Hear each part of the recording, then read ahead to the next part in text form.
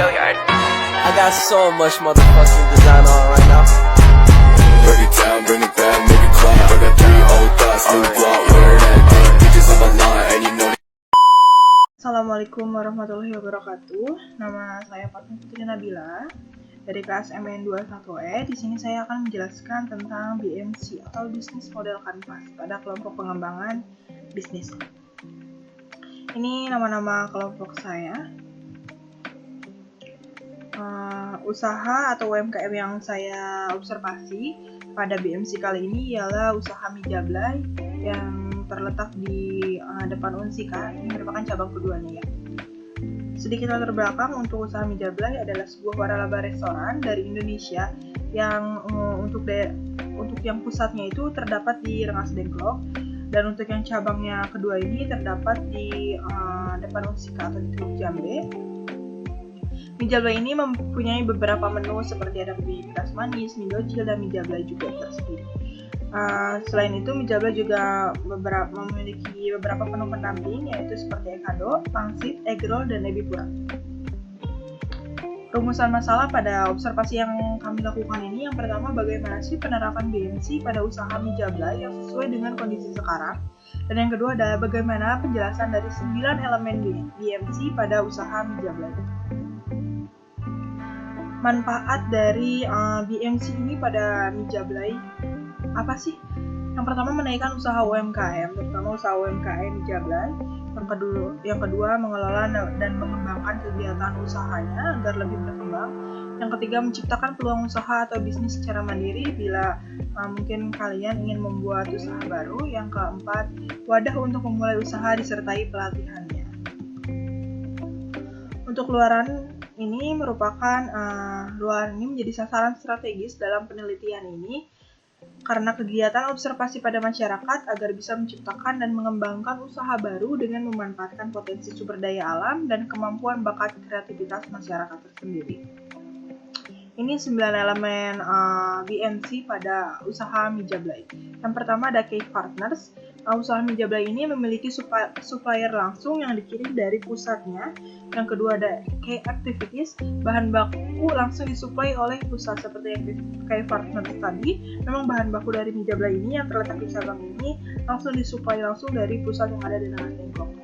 Yang kedua, melayani dengan sangat ramah. Yang ketiga, mempertahankan cita rasa yang sama. Ada value proposition yang pertama ada nama menu yang unik dan ikonik. Nama-nama menu mie Jablay ini unik ya, seperti nama mie Jablay, mie docil seperti itu kan memberikan kesan tersendiri untuk konsumen. Dan untuk rasanya yang tidak pernah berubah. Di sini ada yang keempat, customer relationship, pelayanan yang ramah. Pelayanan yang ramah ini sangat penting untuk sebuah usahanya. Yang kedua, mempersiapkan delivery dengan tepat waktu. Kebetulan mie Jablay ini tidak hanya melalui offline store, juga melalui online store seperti Shopee Food, GoFood, atau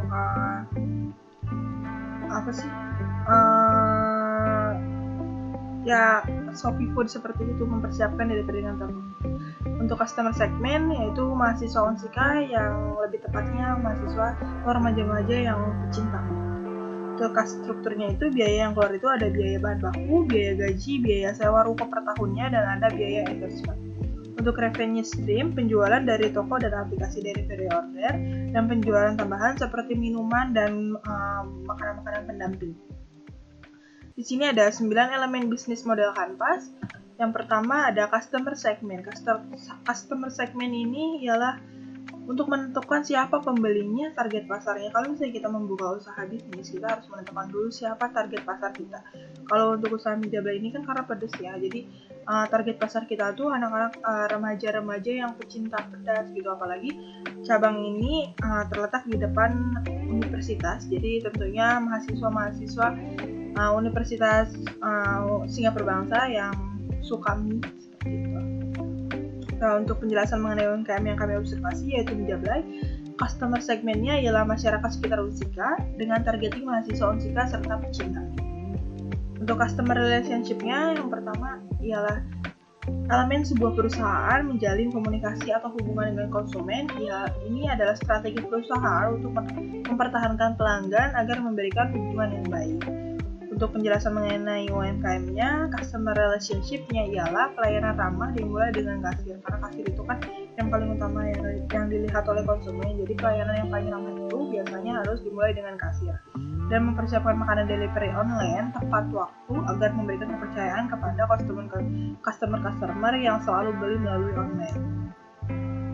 Di sini ada channel. Channel ini ialah elemen sebuah media atau saluran yang dapat Anda gunakan untuk memasarkan produk sekaligus berkomunikasi dengan calon konsumen. Beberapa di antaranya ialah website, marketplace, media sosial, dan sebagainya. Untuk penjelasan mengenai UMKM-nya, channelnya ini untuk usaha Mijablay ini karena memiliki akun Instagram pribadi ya, jadi biasa lewat Instagram dan juga bisa melalui endorsement influencer dan aplikasi delivery online-nya. Untuk revenue stream, ialah elemen sumber pendapatan utama yang diterima oleh sebuah bisnis dari penjualan produk atau jasa kepada pelanggan atau pihak lain. Untuk mengenai UMKM yang kami observasi itu, revenue stream-nya ialah menu yang berbagai macam dan tidak hanya menjual mie saja dan penjualannya via aplikasi online. Jadi kan di Mijablay ini memang menunya mie, tapi ada yang pedas manis, ada yang pedas, dan ada yang tidak pedas. Jadi berbagai macam juga, seperti ada akan menu pendamping juga dan minuman-minuman yang lainnya. Untuk value position ialah nilai-nilai yang ingin ditawarkan suatu layanan kepada konsumen dengan kelebihan produk atau bisnis yang menjadi alasan mengapa calon pelanggan itu harus membeli produk kita. Itu.